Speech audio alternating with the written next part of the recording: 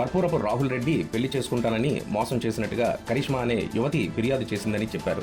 రాహుల్ రెడ్డి సహా మరో 11 మందిపై ఫిర్యాదు చేయగా జూన్ 11 ఎంబీపీ పిఎస్లో కేసు నమోదైందన్నారు. ఆ కేసును ఇటీవల మహిళా పిఎస్కు బదిలీ చేసినట్టుగా ఏసీపీ వివరించారు. లోతుగా దర్యాప్తు చేస్తున్నట్టుగా చట్ట ప్రకారం చర్యలు తీసుకుంటామని తెలిపారు. నేను విశాఖపట్నం మహిళా పోలీస్ స్టేషన్ ఏసీపీగా పనిచేస్తున్నాను.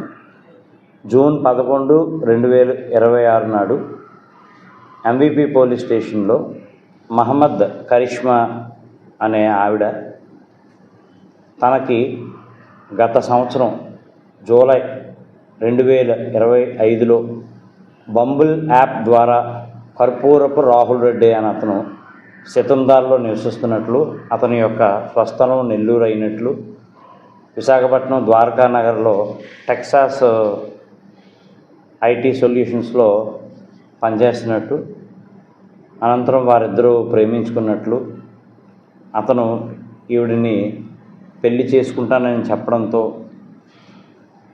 శారీరకంగా కూడా కలిసినట్లు, తర్వాత పెళ్లి చేసుకోకపోవడంతో ఆవిడ కర్పూరపు రాహుల్ రెడ్డి మరికొంతమంది మీద రిపోర్ట్ చేయడం జరిగింది. ఎంవీపీ పోలీస్ స్టేషన్లో కేసు అది రిజిస్టర్ చేసి కొన్ని రోజులు దర్యాప్తు చేసి ఈ మధ్యనే ఆ కేసును మా స్టేషన్కి ట్రాన్స్ఫర్ చేయడం జరిగింది.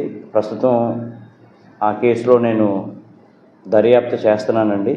ఇంకా కేసు పూర్తిగా చదవాల్సి ఉన్నది. సిడీ ఫైల్లో చదివి తర్వాత ఇంకెవరన్నా అందులో అంటే ఆమె ఆరోపించినట్లుగా రాహుల్ రెడ్డి తనను పెళ్లి చేసుకోలేదు, రాహుల్ రెడ్డి బంధువులు ఎవరెవరో కొంతమంది వచ్చి అయిపోయింది, ఏదో అయిపోయింది, నీ దారి నువ్వు చూసుకో, ఆయన దారి ఆయన చూసుకున్నట్టుగా ఆరోపణలు అవి ఉన్నాయి.